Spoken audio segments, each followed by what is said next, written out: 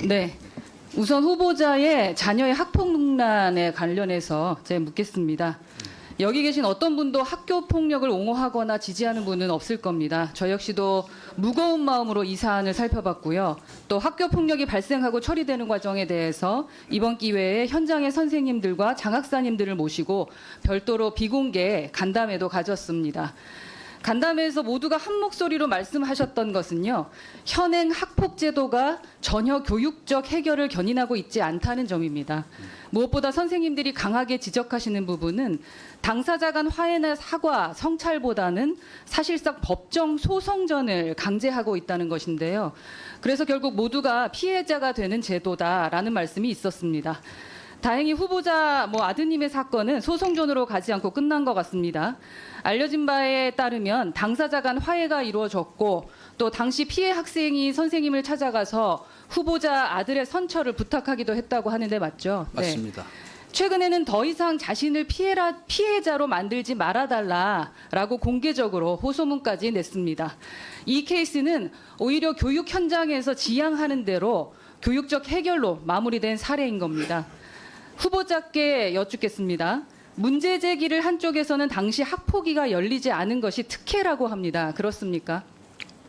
아니 그러니까 학폭이라는 게 구성이 돼 있질 않았었습니다. 근데 제도 시행의 초기였기 때문에 그때까지는 준비가 또 안 됐었던 상황인 것으로 알고 있습니다. 예. 네, 후보자가 당시에 정치 사회적 권력을 이용해서 화해를 종용했습니까? 저는 혹시라도 눈꽃만큼도 오해를 받을까봐 선생님, 피해자 그 누구와도 그러니까 김승유 회장 그럼 피해 학생들에게 선처를 말해달라고 강요했습니까? 절대 가능한 일도 아닙니다. 예. 네, 물론 애초에 학폭이 일어나지 않았으면 가장 좋았을 겁니다. 네. 그러나 담당 선생님의 강력한 처벌 요청이 있었고 지금 퇴학 그 다음으로 센 전학이라는 중징계도 내려진 게 사실입니다. 그럼 후보자께 또 묻겠습니다. 최근 MBC의 보도나 야당의 문제 제기에 대해서 후보자의 아들과 피해 학생의 반응은 어떻습니까? 전달받은 바가 있으십니까? 예, 우선 제 아들의 반응이라는 거는 당연히 부정적이지만은 건너 들은 것으로는 지금 피해 학생으로서 입장문을 낸 요 근래에도 자기네끼리는 가끔 만나고 교류를 해왔거든요. 4명하고요, 같이. 4명 다는 아니고 그 중에 1명은 지금 연락이 완전 두절돼서 안 되고 있고요. 또 1명은 직접 친한 사이는 아니었기 때문에 피해 입장문을 낸 그 사람을 통해서 이제 건너듣고 있는데 thực 핵심은 왜 이런 정치적 프레임을 갖고 계속 문제를 삼는지 모르겠다는 것이고요. 그건 다른 나머지 지금 피해 학생들 입장도 저는 같은 것으로 이해하고 있고 2019년에 MBC가 스트레이트라는 곳에 이제 이걸 특집으로 다뤘었거든요. 그러니까 지속되기를 원치 않는다라는 말씀이신 그렇습니다. 거죠? 그때도 저는 우리 정치가 상대편을 공격하기 위해서 우리 사회가 합의해온 원칙들을 함부로 훼손하지 않았으면 합니다. 제가 이번 논란을 보면서 가장 크게 들었던 의문은 아버지가 공직자라는 이유 때문에 전 국민으로부터 손가락질을 꼭 당해야만 하는가? 그리고 속속들이 전국에 생중계가 되는 것이 맞는가?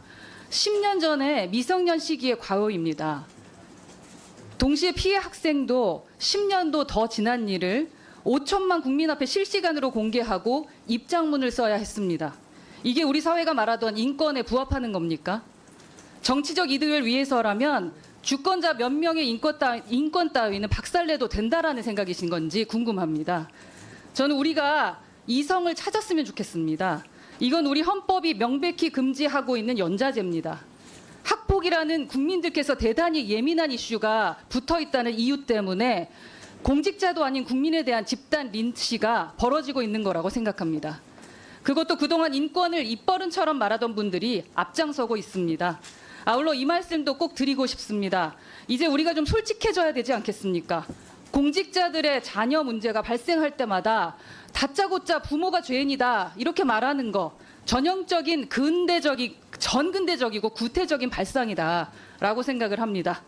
국민들께서도 그렇게 단순하게 평가 안 하십니다. 후보자가 과거 방송에서 자식은 부모의 거울이다라고 말씀을 하셨습니다. 저는요. 민주당이 그 말씀에 동의하지 않을 것 같다고 생각합니다. 왜냐하면 민주당의 이재명 대표께서는 자식은 납니다라고 말했기 때문입니다. 우리 정치가 정쟁을 위해서 괴물이 되지는 않아야 된다고 생각을 하고요. 그동안 연좌제에 대해서 저는 반대하고 있고 인권 보호를 외쳐온 것은 진보 진영이었습니다. 모쪼록 그 최소한의 자긍심을 좀 기억해 주셨으면 좋겠고요. 내로남불 안 하셨으면 좋겠습니다. 마지막으로 이 점만 후보자께 확인하겠습니다. 네. 후보자께서 학폭 발생 당시에 하나고 이사장에게 전화하신 것은 논쟁의 여지가 충분히 있고요. 부모로서 상황을 확인하고자 하는 마음은 있을 수 있겠지만 대부분의 부모님들은 학교 고위 인사하고 친분이 있지가 않습니다. 당시로 돌아간다면 같은 방식으로 하시겠습니까? 이것은 통보를 받은 이후에 저도 졸지에 그 얘기를 들었기 때문에 저는 유일하게 그 아는 분에게 전화를 한 후보자께서 겁니다. 송구스러운 건 송구스럽다고 예. 확실하게 말씀을 해주셨으면 좋겠습니다. 예, 그 부분에 말씀해 대해서는 주시겠습니까? 저 송구스럽게 생각합니다. 예.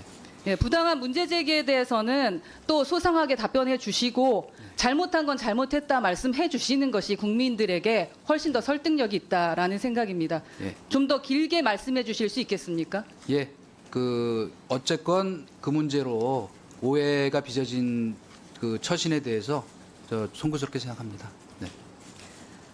네. 질문하고 싶은 게 또 있는데 시간 관계상 제가 다음에 묻도록 하겠습니다. 20초나 남았는데요. 과거 행적에 대한 검증이 필요하다는 데는 동의를 하는데 그 야당 의원들이 10년 넘게 지난 일에 대해서 좀 억지 부리는 것에 대해서 근본적으로 이해되지 않는 부분들이 있습니다. 지난 2020년에 민주당이 국정원법 개정안 발의하면서 국정원이 과거 비대하고 집중된 권력을 남용한